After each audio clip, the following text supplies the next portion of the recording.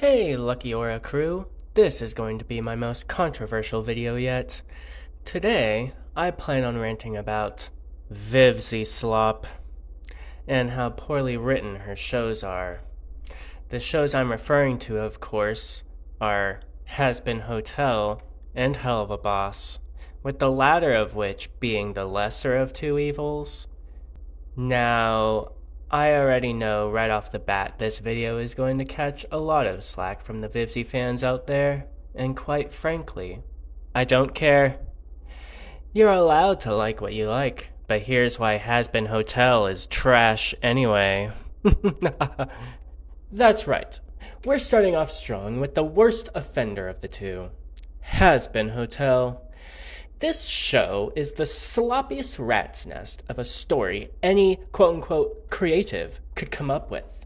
It takes place in hell, where an overzealous and naive, mentally ill daughter of Lucifer, Charlie Morningstar, believes she can rehabilitate the sinners of hell in her own hotel, of all places. But her methods of rehabilitation consists of trust fall exercises.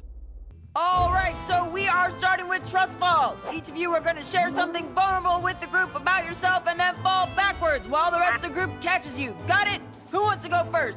Me. Alright, get on up here. I love you guys. Like, really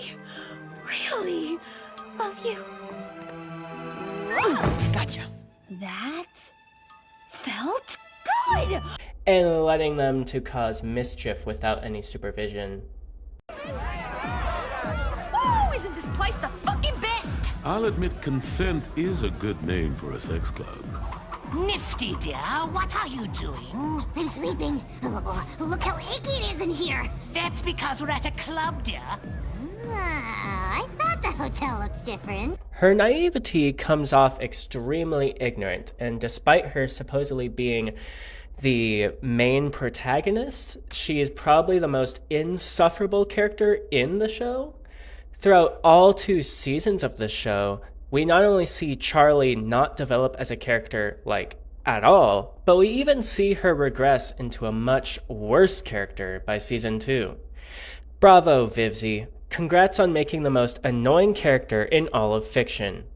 Like, God, I would rather subject myself to an hour of modern SpongeBob than hear another one of Charlie's cringe monologues. For our final attempt, a poor, helpless damsel has been tied to the train tracks by me, the diabolical Danny Doobad. I shouldn't have said nothing. But seriously, whose decision was it to have Charlie do this in season 2? Help, I'm stuck! Oh, whatever. And look, the 5 o'clock train with a deadly weapon tied to the front. Right on time for once.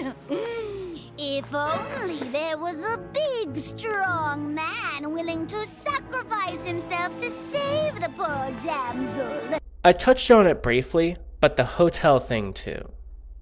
Hotels are a place where people check in during a vacation or something, like to spend the night. Hotels aren't rehab centers? Hello? It just seems so random and disjointed to have a hotel be the place that Charlie rehabilitates sinners in. I just don't get this one. Honestly, I didn't even mean to rant about Charlie's character like that for so long. I have so much to rant about for Hazbin Hotel. Like, if Vivzie supports LGBT, tell me why half the characters in hell are gay? What the hell is Vivzie trying to say about the LGBT community here? Did she even think of the consequences of writing gay characters into a show that takes place in hell of all places? Vivzie, are you saying gay people go to hell? Are you? Because that is what it fucking feels like.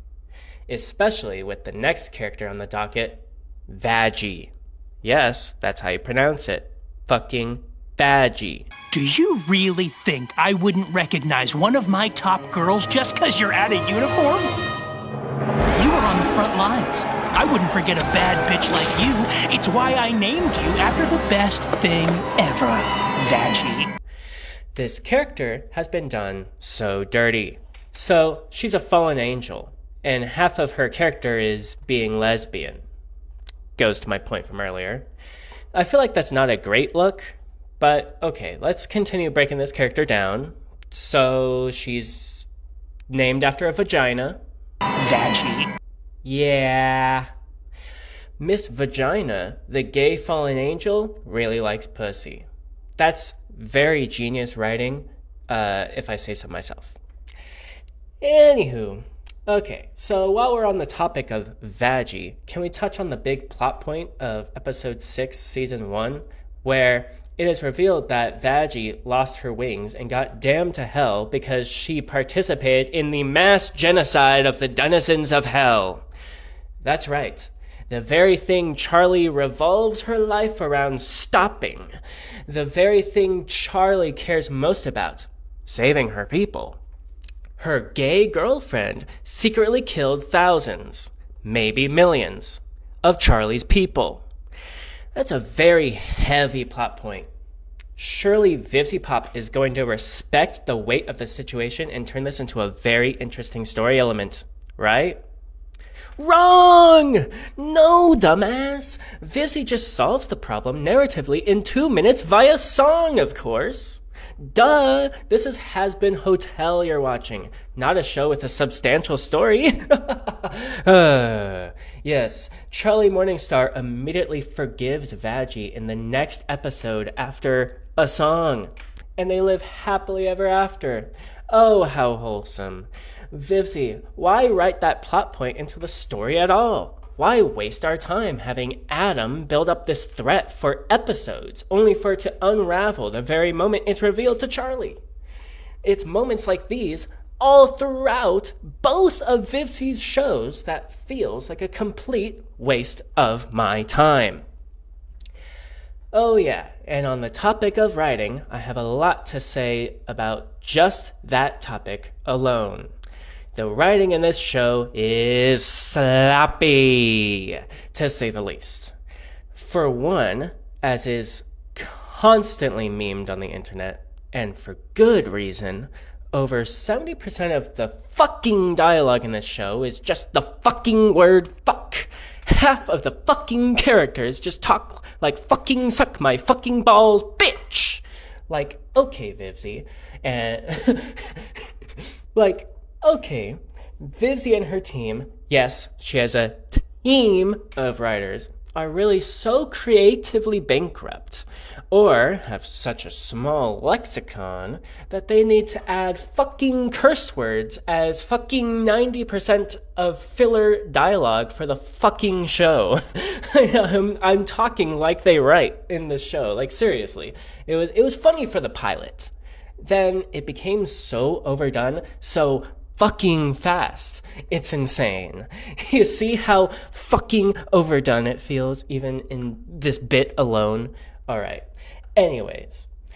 And when they aren't cursing up a storm, they're speed running the plot through song. Remember when I fixed that car today? Over 2/3 of this show is just musical. And of 90% of the plot elements in this show, it's all told through the musical segments. Alright? Like, which just goes to show how much of a waste of time watching the non-musical parts of the show is.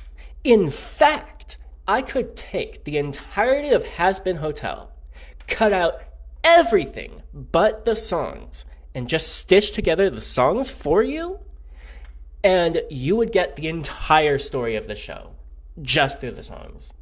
Like, you could skip every single non-musical scene in this show, and you'll still have gotten the entire story, practically. Like, you don't miss anything if you just listen to all the songs. I don't watch a lot of musicals, so I don't know how typical that shit is for a musical, but it seems like such a lazy crutch for the writers of this show. And it gets so overdone so quickly.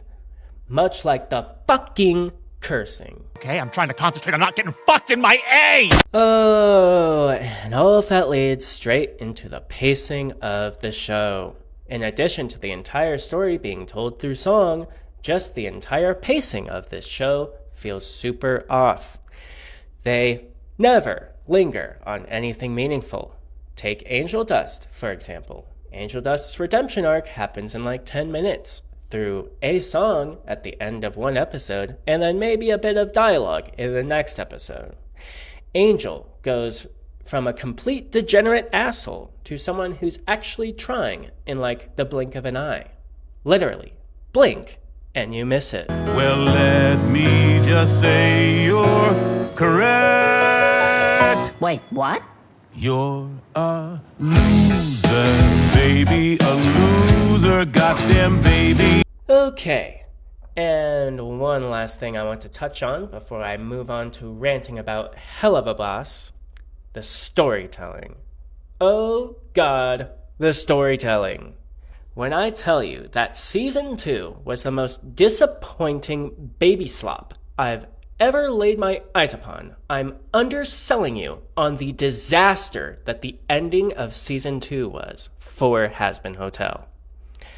For all of both Season 1 and 2, Vivzie and the writers are building Vox and Alistair up as these big bads, as these super powerful lords of hell, right? Like, she tries so hard to showcase the power Alistair wields.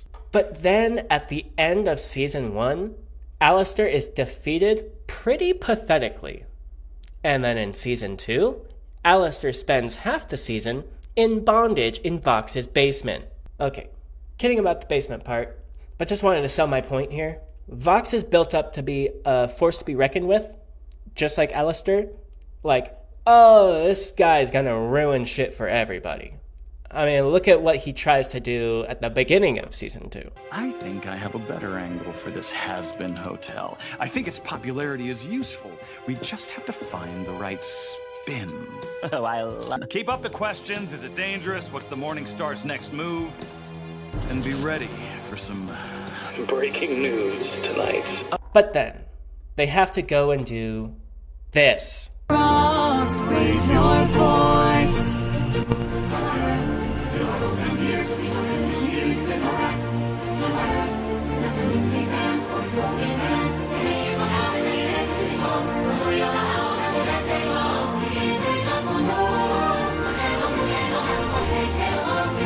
The climax of Season 2 all builds towards, yeah, that's right, the power of friendship.